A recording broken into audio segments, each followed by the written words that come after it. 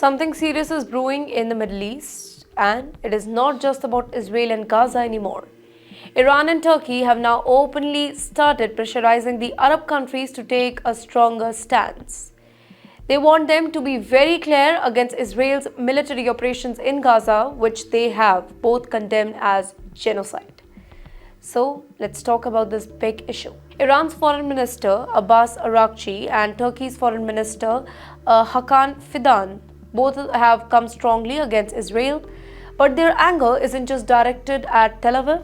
It also points at the Arab world, specifically countries like Saudi Arabia, Egypt, and the UAE. Why? Because many of these Arab nations are either silent or they are trying to stay neutral in Iran-Hamas war.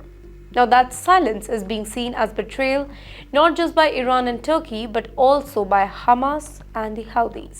Do you remember just a few days ago, Yahya Saree, the spokesperson for Yemen's Saudi rebels, called the Arab nations weak and even accused them of secretly helping Israel.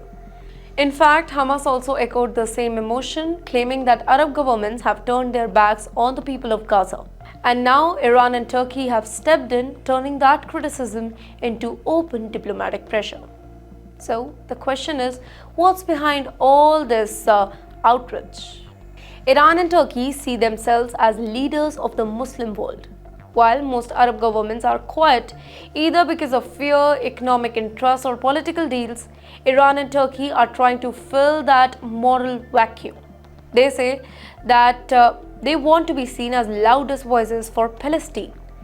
And let me tell you, they are using very strong words like genocide or even accusing Israel of committing war crimes. But yes, of course, this isn't just political anymore, it is strategic.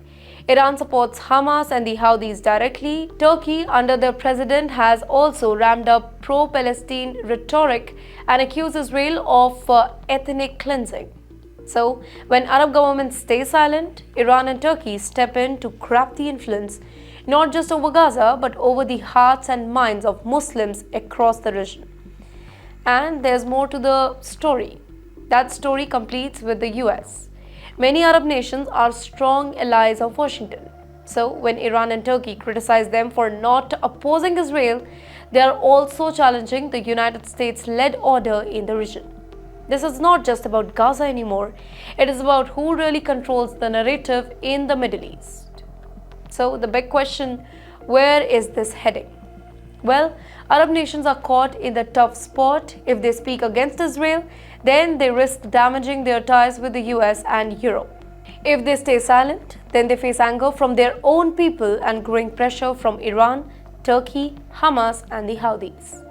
So basically, in short, the Middle East is deeply divided right now, not just between Israel and Palestine, but among the Muslim nations themselves. And let me tell you, that particular division could shape the next phase of this particular war, both on the battlefield and in diplomacy. So stay tuned, the power games have only just begun.